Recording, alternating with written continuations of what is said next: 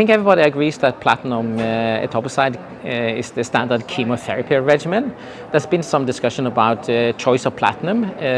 Cisplatin has been preferred, but I think now we have more data suggesting that carboplatin is equally effective. I think everybody also agrees that thoracic radiotherapy should be administered concurrently with the chemotherapy, but we see that quite a large variation in the choice of TRT schedule. I think we now know that dose escalation with once daily regimen is not improving survival, and there are quite solid data on dose escalation by acceleration. We have 2 Chinese trials that are important, and we did a Scandinavian trial showing that high dose twice daily radiotherapy of 60 Gray was superior to 45 Gray.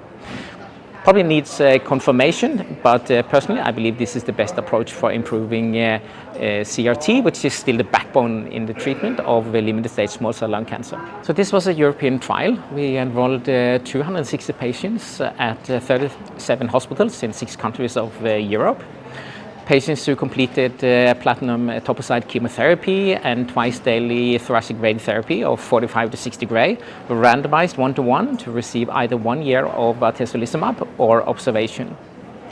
We saw that the median treatment period in the Atezolizumab arm was 8 infusions.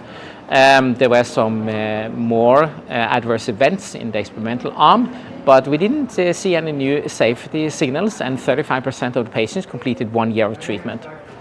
However, we did not find a benefit in terms of overall survival, which was the primary endpoint, or PFS. But looking into subgroups, we saw that there were some differences among women. The survival among the patients randomized to the observation arm was much longer than expected, and that can maybe explain why the survival curves looks a little bit different than what we expected.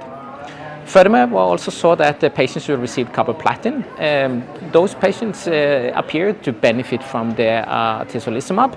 This is something that was also shown in subgroup analysis of Adriatic. So maybe there are some imbalances that we do not know about that can maybe explain why this trial was negative. I think the key knowledge needs is, first of all, we need to know how we can identify the patients who occurred after chemoradiotherapy, because those patients obviously do not need immunotherapy. And then among the other patients, I think we need to understand how we can identify the patients who truly benefit from the immunotherapy. There is an effect in the overall population, but probably there are some patients who do not benefit much and maybe not at all. And then there are some patients who truly benefit in terms of long-term survival. We need longer follow-up data from ongoing trials. I think we also need data from other trials that haven't been presented yet. And then, of course, we do need predictive biomarkers for the treatment of small cell lung cancer in general. Well, of course, I'm particularly interested in small cell lung cancer, so I'm looking forward to see the data from the trial of lurbinectedin plus Atezolizumab in extensive stage small cell lung cancer.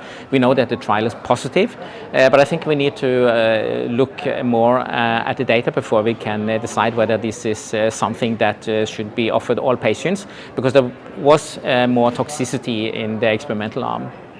Then, of course, other topics. Looking forward to see the survival data from the Checkmate 816 trial on neoadjuvant chemoimmunotherapy in resectable non-small cell lung cancer. So maybe those are the 2 highlights for me.